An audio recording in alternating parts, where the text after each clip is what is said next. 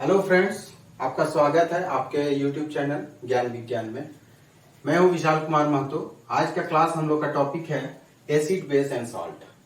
क्योंकि acid, base और salt से काफी ज्यादा क्वेश्चंस पूछे गए अभी तक के एग्जाम में, तो उससे पहले हम लोग क्वेश्चंस तो लगाएंगे ही, उससे पहले हम लोग अच्छे से डिटेल से और बहुत शॉर्ट वे में हम लोग पढ़ेंगे एसिड, बेस एंड सॉल्ट के बारे में। तो स्टार्ट करते हैं हम लोग।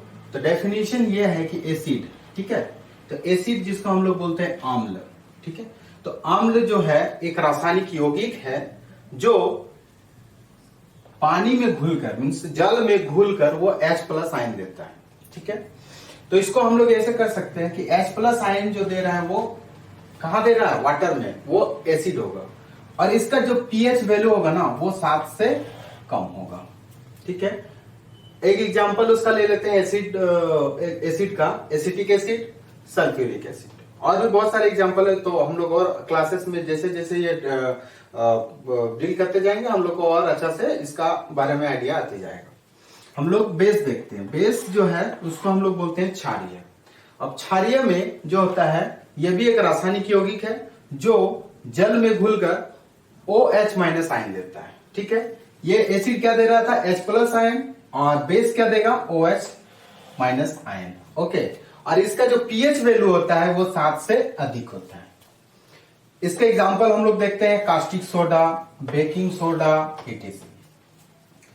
तो एसिड और बेस को अगर बेटर से और हम लोग जानना चाहेंगे तो हम लोग देखते हैं भोजन, खाना जो होता है वो या तो खट्टा होता है या फिर कड़वा होता है, तो वो किसके कारण होता है, वो एसिड और बेस के कारण होता है। तो अब हम लोग अच्छा से देखते हैं कि एसिड बेस में क्या डिफरेंस है।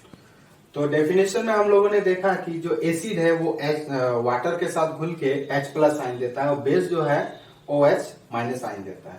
तो इसमें मेन डेफिनेशन से क्वेश्चन आते ही हैं। उसके बाद ये जो ऊपर में आप देख रहे हैं कि एसिड एसिड जो है कैसे पता करेंगे कि वो एसिड है या फिर बेस है, वो कैसे पता करेंगे कि बेस है।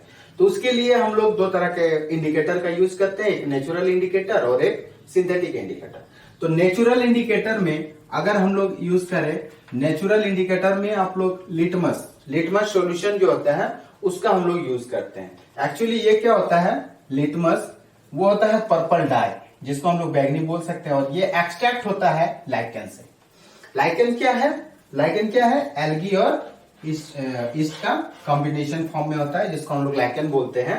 और ये जो होता है थैलोफाइटा ग्रुप का होता है। तो आप पूछेंगे कि थैलोफाइटा ग्रुप, तो वो जब क्लासिफिकेशन में हम बताएंगे, प्लांट का क्लासिफिकेशन, एनिमल का क्लासिफिकेशन में, तो उसमें आपको अच्छा से समझ में आ जाएगा। तो यहाँ पर मेन क्वेश्चन ये आते हैं कि एसिड जो होता है डायरेक्ट इस तरह से आएगा, एसिड को ब्लू लिटमस पेपर को अगर रेड कर देता है, सॉरी ऐसे कि ब्लू लिटमस पेपर है वो रेड लिटमस में अगर चेंज कर देता है तो वो रासायनिक यौगिक कौन सा है, तो उसमें आपको पता चल जाएगा कि वो रेड है।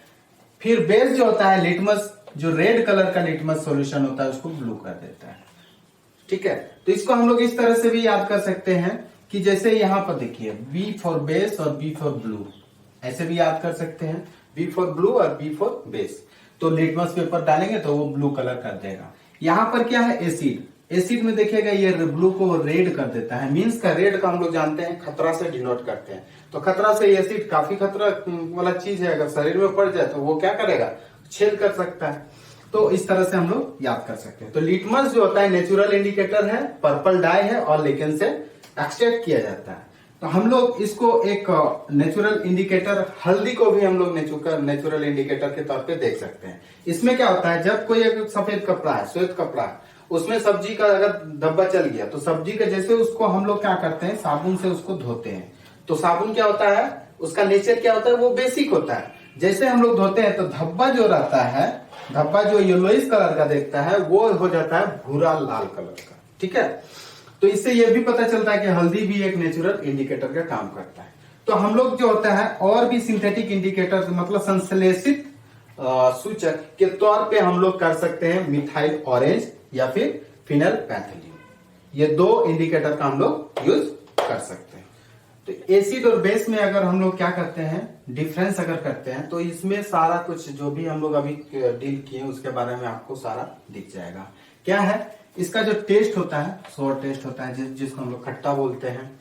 बेस का जो टेस्ट होता है वो बीटर होता है, यानी वो कड़वा होता है। ठीक है। दूसरा में ये it turn blue litmus paper two red, जैसा बताए थे कि एसिड जो होता है ब्लू लिटमस पेपर को रेड कर देता है, रेड मीन्स खतरा। बेस जो होता है वो रेड लिटमस पेपर को ब्लू कर देता है। तो इसमें ये याद रखना है बी बी, ब्लू और बेस, बी से स्टार्ट है इसलिए। ठीक है। It contains H plus ions, तो डेफिनेशन में एसिड में यही बताए थे कि ये H प्लस आयन देता है वाटर में। तो देगा कैसे, जब उसके पास होगा तो H प्लस आयन, जिसको हम लोग हाइड्रोजन आयन भी बोलते हैं।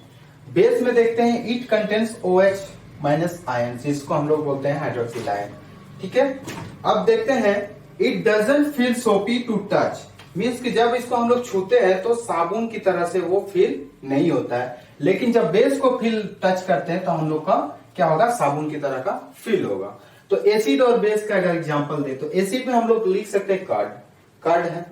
दूसरा क्या करेंगे, लेमन जूस कर सकते हैं, विनेगर कर सकते हैं जिसको हम लोग सिरका बोलते हैं। बेस में हम लोग बेकिंग सोडा कर सकते हैं और लाइम वाटर। ठीक है। बेसिकली जो क्वेश्चंस आते हैं एग्जामिनेशन में वो तो हम लोग एक एक करके डील करते हुए जा रहे हैं। एक क्वेश्चन ऐसा आता है कि एसिड और बेसिस जो होता है वो मेटल के साथ रिएक्शन करके क्या देता है। ऑप्शन दे देगा hydrogen gas, CO2 gas, oxygen gas, इस तरह का। तो हम लोग ये जानते हैं कि एसिड और जो बेस होता है, ठीक है, बेसिस, ये दोनों मेटल के साथ, जो एसिड और बेस है मेटल के साथ रिएक्शन करके सॉल्ट बनाएगा और एक हाइड्रोजन गैस देगा। तो मेन आंसर आपका यहाँ पर है, इसको याद रखना है कि हाइड्रोजन गैस देगा। किसके कारण, इसे मेटल के साथ जैसे रिएक्शन करेगा वो हाइड्रोजन गैस देगा। इसका एग्जांपल हम लोग देखते हैं, सोडियम हाइड्रोक्साइड जो होता है जिंक के साथ रिएक्शन करके, जो कि सोडियम हाइड्रोक्साइड क्या है, बेस है, ये रिएक्शन करके क्या देता है, Na2ZnO2, जिसको हम लोग बोलते हैं सोडियम जिंकेट, और प्लस H2 मींस ये हाइड्रोजन गैस। यही है आंसर में। दूसरा है हाइड्रोक्लोरिक एसिड, जिसको हम लोग HCl बोलते हैं, वो अगर मैग्नीशियम के साथ रिएक्शन करेगा तो वो क्या देगा, मैग्नीशियम क्लोराइड MgCl2 और हाइड्रोजन गैस। तो इस केस में क्या होता है ना कि जो मेटल है, एसिड हो चाहे बेस हो, वो किस मेटल के साथ किस तरह का रिएक्शन करेगा। हर मेटल का रिएक्शन और रिएक्टिविटी एक जैसा नहीं होता है।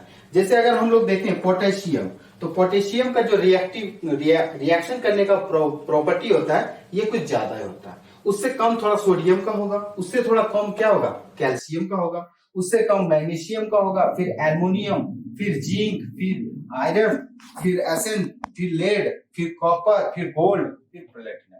मींस क्या हो गया, ये लेस रिएक्टिव होगा और ये हाई रिएक्टिव होगा। ये इसका प्लेटिनम जो होगा एसिड बेस से कम रिएक्शन करेगा और ये पोटेशियम ज्यादा तेजी से रिएक्शन। हम लोगों ने देखा कि जो एसिड और बेस होता है वो मेटल के साथ रिएक्शन करके कौन सा गैस प्रोड्यूस करता है। एक और दूसरा क्वेश्चन आता है कि मेटल कार्बोनेट जो होता है और या फिर मेटल हाइड्रोजन कार्बोनेट, ये एसिड के साथ रिएक्शन करके कौन सा गैस बनाता है। ये बहुत बार क्वेश्चन पूछा गया है। तो इसमें यह है कि अगर हम लोग मेटल कार्बोनेट देखें, जिसको हम लोग धातु कार्बोनेट बोलते हैं, या फिर मेटल हाइड्रोजन कार्बोनेट, जिसको धातु हाइड्रोजन कार्बोनेट बोलते हैं, उसको एसिड के साथ रिएक्शन करवाते हैं तो यहाँ पर सॉल्ट देगा यानी लवण देगा, और यहाँ जो गैस है CO2 गैस और वाटर लिखना है।